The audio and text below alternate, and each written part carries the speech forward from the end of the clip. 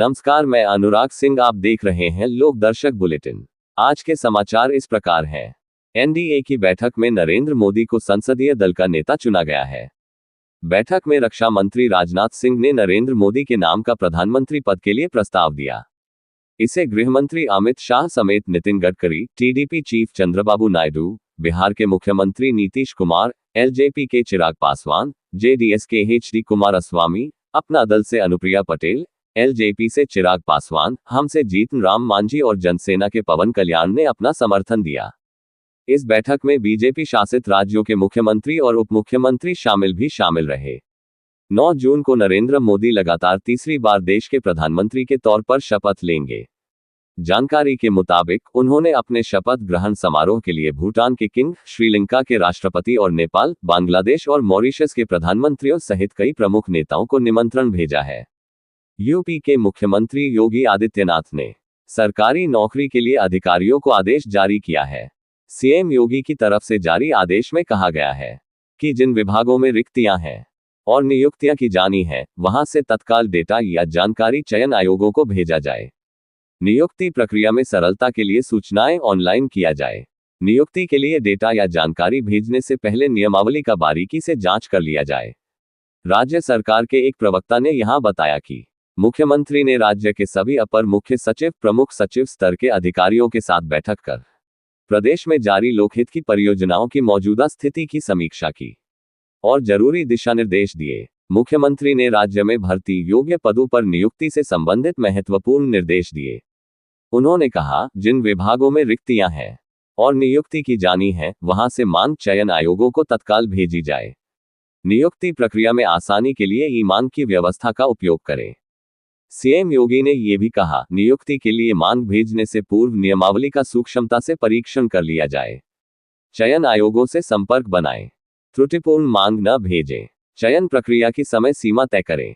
मुख्यमंत्री ने एक अन्य निर्देश में कहा कि विश्वविद्यालय, महाविद्यालय, इंजीनियरिंग कॉलेज, पॉलिटेक्निक, आईटीआई समेत सभी शैक्षिकी संस्थानों में शैक्षिकी कैलेंडर इस प्रकार तैयार किया जाना चाहिए ताकि 10 मई तक सभी आवश्यक परीक्षाएं संपन्न हो जाएं।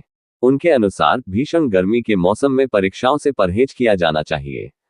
सीएम योगी आदित्यनाथ ने अधिकारियों को विभागीय मंत्रियों के साथ बेहतर तालमेल बनाए रखने और जनहित के मामलों को बेवजह न लटकाने को कहा।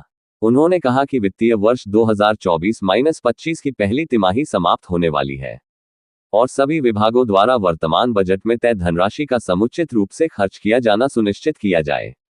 मुख्यमंत्री ने भीषण गर्मी के मद्देनजर पूरे प्रदेश में कहीं भी अनावश्यक बिजली कटौती नहीं करने की हिदायत देते हुए कहा कि ट्रांसफार्मर जलने, तार गिरने और ट्रिपिंग जैसी समस्याओं का बिना देर किए निस्तारण किया जाना चाहिए। उन्होंने बरसात के मद्देनजर नालों की सफाई कराने के निर्देश देने हुए कहा कि मलिन बस्तियों में साफ सफाई के साथ साथ नियमित फॉगन भी कराई जाए। संसद की सुरक्षा में सेंधमारी की कोशिश नाकाम। सीआईएसएफ ने 3 आरोपियों को पकड़ा। नकली आधार कार्ड दिखाकर घुसने की कोशिश कर रहे थे। गेट नंबर 3 से संसद में घुसने की कोशिश कर रहे थे।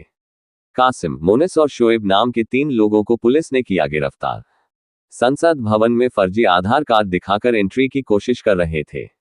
संसद की सुरक्षा में तैनात सीआईएसएफ ने तीनों को पकड़कर पुलिस को सौंप दिया।